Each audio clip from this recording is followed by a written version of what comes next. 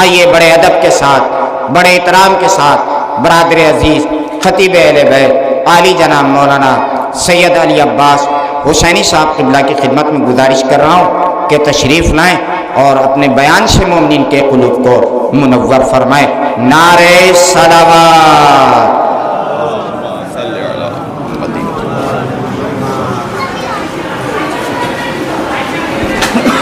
لا حول ولا قوة الا باللہ العلی العظیم۔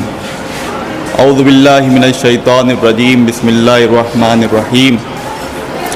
الحمد للہ رب العالمین والعاقبۃ للمتقین والنار للملحدین والکافرین والمشرکین، ثم الصلاۃ والسلام والتحیۃ والاکرام علی النبی الامی القرشی الہاشمی مولانا و مولا الثقلین جد الحسنین نبی القاسم المصطفیٰ محمد، اللہم صلی علی محمد وآل محمد وعلی آل بیتہ الطیبین الطاہرین المعصومین المظلومین المنتخبین المنتجبین ولعنۃ اللہ علی اعدائہم اجمعین من الآن الی قیام یوم الدین۔ اما بعد فقد قال رسول اللہ صلی اللہ علیہ وآلہ وسلم من احب قوما حشر معہم ومن احب عمل قوم حشر معہم۔ درود پڑھے محمد وآل محمد پر۔ عزیزان محترم سامعین کرام، سب سے پہلے تو بارگاہ الہی میں دست بدعا ہوں کہ معبود بانی مجلس اور خصوصاً ہم سب کے دل عزیز برادر محترم میثم بھائی کی صحت و سلامتی کے لیے ایک دفعہ بآواز بلند صلوات عنایت فرمائیں۔ اللہم صلی علی۔ عزیزان محترم سامعین کرام، آپ کو معلوم ہے کہ آج کا یہ مجلس و جلوس اربعین حسینی سے متعلق ہے۔ اربعین قرآن و حدیث میں اربعین کی بڑی اہمیت ہے، بڑی فضیلت ہے۔ آپ اگر قرآن مجید پڑھیں تو اس میں پروردگار عالم نے جناب موسیٰ علیہ السلام سے متعلق ارشاد فرمایا وَإِذْ وَعَدْنَا مُوسَىٰ 40 لَيْلَةً ثُمَّ أَخَذْتُمُ الْعِجْلَ مِن بَعْدِهِ وَأَنْتُمْ ظَالِمُونَ، کہ ہم نے جب موسیٰ سے 40 راتوں کا وعدہ لیا اور پھر تم لوگوں نے ایک بچھڑے کو پکڑ لیا اور تم ظلم کرنے والوں میں رہے ہو۔ یا پھر دوسرے مقام پر ارشاد ہوا کہ ہم نے موسیٰ سے 30 راتوں کا وعدہ لیا لیکن بعد میں 10 رات اور ملا دیا، اور اس طریقے سے 40 کی تعداد کو مکمل کیا۔ یا پھر آپ نے حدیثوں میں 12 علماء کرام سے سنا ہوگا اور خود پڑھا بھی ہوگا جس میں 40 کی قید لگائی گئی ہے۔ مثال کے طور پر آپ نے یہ سنا ہے کہ جس طریقے سے ہم اور آپ امام حسین علیہ السلام پر گریہ وزاری کرتے ہیں، اسی طریقے سے زمین و آسمان نے بھی امام حسین علیہ السلام پر گریہ وزاری کیا ہے، لیکن کتنے دنوں تک؟ 40 دنوں تک۔ آپ کو معلوم ہے کہ اکثریت انبیاء اکرام کی 40 سال میں مبعوث برسالت ہوئی۔ آپ کو معلوم ہے جیسا کہ حدیثوں میں بھی ذکر ہے کہ من اخلص للہ 40 صباحاً، جو بھی 40 دنوں کے لیے اپنے اعمال کو اپنے مالک اپنے معبود کے لیے خالص رکھتا ہے تو پروردگار عالم اس کی زبان سے علم و حکمت کے چشمے کو ظاہر کر دیتا ہے۔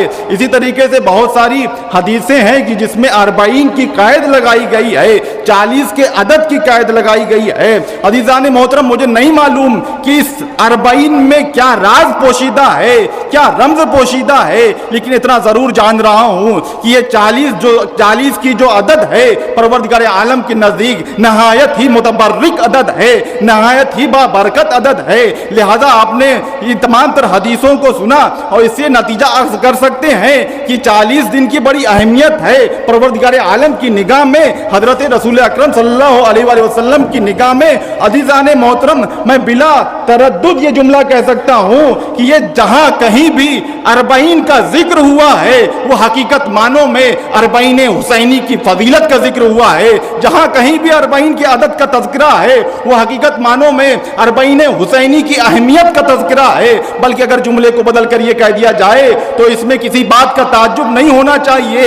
لفظ 40 کو اہمیت خاص ہی اس بنیاد پر ہے کہ اس کا تعلق امام حسین علیہ السلام کی ذات گرامی سے ہے. عزیزان محترم، اگر آپ حدیثوں کا مطالعہ فرمائیں تو آپ کو یہ معلوم چلے گا کہ 40 کا لفظ 40 کا حرف 40 کے تمام تر حرکات و سکنات اپنے میں معجزہ کی حیثیت رکھتے ہیں. جیسا کہ حضرت آیت اللہ العظمی سید علی حسینی الخامنائی نے اس بات کا ذکر کیا ہے کہ 40 شاعر الہیہ میں سے ہے، 40 آیت اللہ العظمی ہے، یعنی پروردگار عالم کی عظیم ترین نشانیوں میں سے ایک ہے.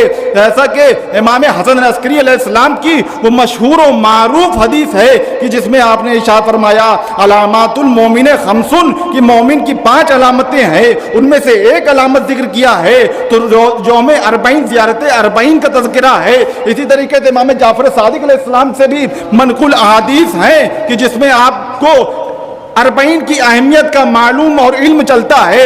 عزیزان محترم، یہ تمام تر چیزیں جو بھی امام حسین علیہ السلام کے خدمت گزاری ہم اور آپ 2 مہینہ 8 دن انجام دے رہے ہیں، یقیناً پروردگار عالم کی نگاہ میں اس کی عظمت ہے، اس کی اہمیت ہے، اس کی برکت ہے.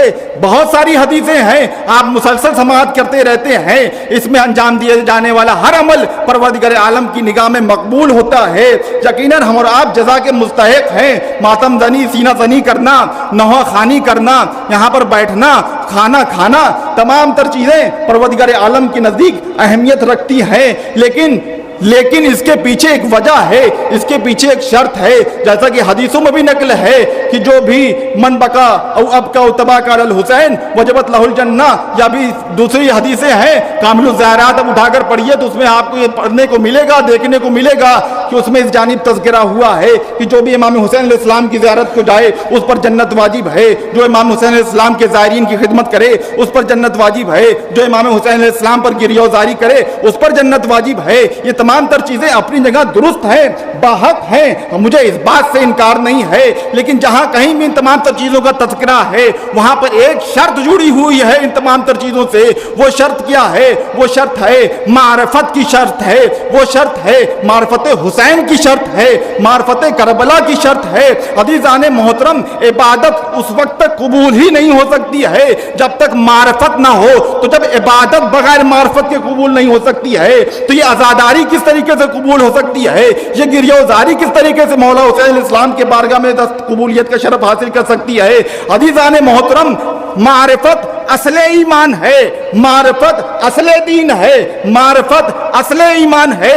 آپ کو معلوم ہے، حدیثوں میں آپ نے پڑھا ہے، اسی بنیاد پر پڑھا ہے کہ جو بھی عابد ہوتا ہے اس سے بڑھ کر فضیلت عالم کو حاصل ہوتی ہے. یا پھر دوسرے حدیثوں میں دوسری طرح سے اس طرح سے نقل ہوا ہے کہ فکر و ساعتن افضل من عبادت 70 سنہ، کہ لمحے بھر کی فکر 70 سال کی عبادت سے افضل ہے. کس طریقے سے افضل ہے؟ تو عزیزان محترم، کس طریقے سے افضل ہے؟ ہمیں اور آپ کو یہاں پر یہ ضرور ہے کہ پریشانی یہاں پر ہوگی، ضرور پریشانی ہوگی، لیکن عزیزان محترم ہمارے سامنے تو حر ابن یزید رہائی جیسا نمونہ موجود ہے کہ ساری زندگی یزید کے لشکر میں موجود رہا، حالانکہ نماز بھی پڑھتا رہا، حالانکہ روزے بھی رکھتا رہا، عبادتیں بھی انجام دیتا رہا، لیکن چونکہ اس کی زندگی معرفت امام سے خالی تھی لہذا حر جہنمی تھا. لیکن جیسے ہی اس کے کانوں سے خیمے سے روتے ہوئے بچوں کی صدائیں ٹکراتی ہے اور فکر و تحمل میں اس کا وجود ڈوب جاتا ہے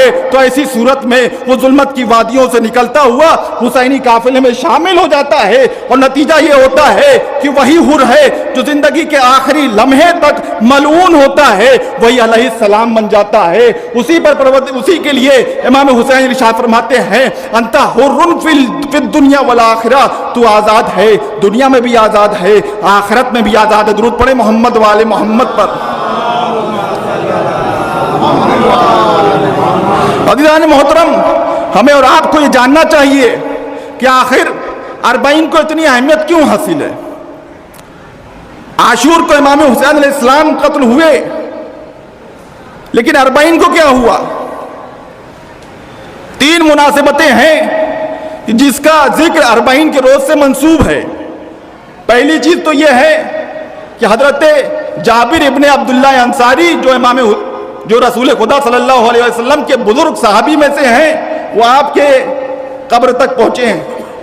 और दूसरी मुनासिबत क्या है कि अहले हरम रिहा होकर वापस करबला पहुंचे हैं। और तीसरी जो मुनासिबत है वो ये है कि इमाम ज़ैनुल आबिदीन अलैहिस्सलाम अपने हमरा शोहदा के सर लेकर आए और करबला में तमाम तर सरों की तदफीन हुई। हालांकि बाद के 2 जो मुनासिबतें हैं उसमें उलमा के नज़दीक इख्तिलाफ है कि ये उसी साल हुआ या उसी मकाम पर हुआ कि किसी और मकाम पर हुआ, लेकिन उसके बावजूद भी तमाम तर उलमा में अक्सरियत उलमा की इस बात की कायल है कि पहले जो अरबाइन है इमाम हुसैन अलैहिस्सलाम की शहादत के बाद, उसी अरबाइन को ये तमाम तर वाक़यात पेश आए हैं। अब वो किस तरीके से पेश आए वो अल्लाह बेहतर जानता है। लेकिन अज़ीज़ान मोहतरम, ये एक बात तो हर इंसान कबूल कर रहा है, ये एक मुनासिबत तो हर इंसान कबूल कर रहा है कि वो अरबाइन की ही तारीख थी कि जब जनाब जाबिर इब्ने अब्दुल्ला अंसारी हजरत इमाम हुसैन अलैहिस्सलाम की कब्र मुबारक तक पहुंचे हैं। किस तरीके से पहुंचे हैं, किस शान से पहुंचे हैं, बस वो समाज फरमा लीजिए। उसके बाद आपकी ज़हमत तमाम है किस तरीके से पहुंचे हैं। रवायतों में मिलता है अपने साथ अपने गुलाम जनाब अतिया कूफी को लिया और गादरिया नामी मकाम पर ठहरे, गुस्ल किया। गुस्ल करने के बाद एक पाको पाकीज़ा लिबास ज़ेबतन किया, खुशबू से अपने बदन को मुअत्तर किया और फिर उसके बाद जो है इमाम हुसैन अलैहिस्सलाम की कब्र की जानिब बढ़े हैं। इस तरीके से बढ़े हैं कि ज़बान पर नारे तकबीर की सदाएं बुलंद है, अल्लाह अकबर की सदाएं बुलंद है और दिल में इमाम हुसैन अलैहिस्सलाम का गम लिए हुए हैं और पहुंचते हैं। और पहुंचने के बाद अपने आप को गिरा लेते हैं कब्र हुसैन अलैहिस्सलाम पर। अज़ीज़ान मोहतरम, यहाँ पर जो जुमला मैं कहना चाहता हूँ, ये कहना चाहता हूँ, अगर आप इसको पूरी रवायत का मुतालिया कीजिएगा तो आपको मिलेगा। उसके बाद इमाम हुसैन से मुखातब हुए हैं और गुफ्तगू किया है। इमाम हुसैन अलैहिस्सलाम से गुफ्तगू करने के बाद अब असहाब की जानिब मुतवज्जे हुए हैं और असहाब की जानिब मुतवज्जे होने के बाद फरमाया है, अस्सलामु अलैकुम अय्युहल अरवाहिल लती हल्लत बिफनाइल हुसैन। वो ऐ असहाबे हुसैन, तुम पर सलाम हो कि तुमने इमाम हुसैन अलैहिस्सलाम पर अपनी जान को निसार कर दिया, अपनी जानों को कुर्बान कर दिया।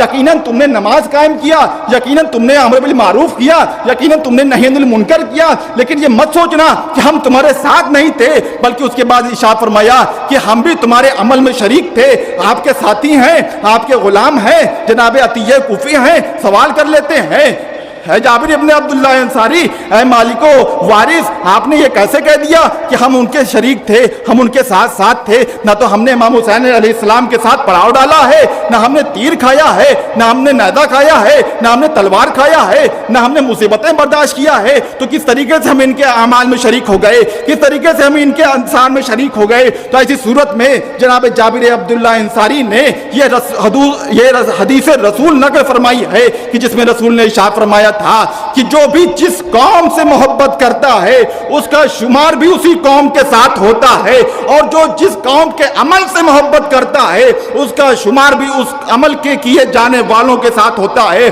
बट अजीजान मोहतरम, हमें और आपको कम से कम जब हम ये पढ़ते हैं या लैतनी कुन्तु माकुम फाफूज़ माकुम, सिर्फ ये पढ़ने से हमारी जिम्मेदारी खत्म नहीं हो जाती है, बल्कि उसके बाद कि जिस तरीके से जनाब जाबिर ने इरशाद फरमाया कि रसूल की हदीस है कि जो भी जिस कौम से मोहब्बत करता है उसका शुमार उस कौम के साथ होता है, जो भी जिस कौम के अमल से मोहब्बत करता है उसका शुमार उस कौम के अमल किए जाने वालों के साथ होता है। बस अजीजान मोहतरम, हमारा और आपका कम से कम ये जिम्मेदारी बनती है, कम से कम ये जिम्मा बनता है, तमाम तर मुसलमानों का ये जिम्मा बनता है, तमाम तर इंसानियत की ये जिम्मेदारी बनती है कि अगर इमाम हुसैन अलैहिस्सलाम का साथ न दे सके तो इसका मतलब ये नहीं है कि हमसे जिम्मेदारी साकित हो गई, बल्कि यहाँ पर जो जिम्मेदारी हमारे और आपके ऊपर, तमाम तर इंसानियत के ऊपर, तमाम तर मुसलमानों के ऊपर आयद होती है, वो ये होती है कि कम से कम हम हुसैन अलैहिस्सलाम से मोहब्बत करें, कम से कम हम उनके अमल में उनके साथ हों, कम से कम हम यजीद की मलामत करें, उससे इजहार बराअत करें, उसके आमाल को दुश्मन करें। इसलिए कि आप जब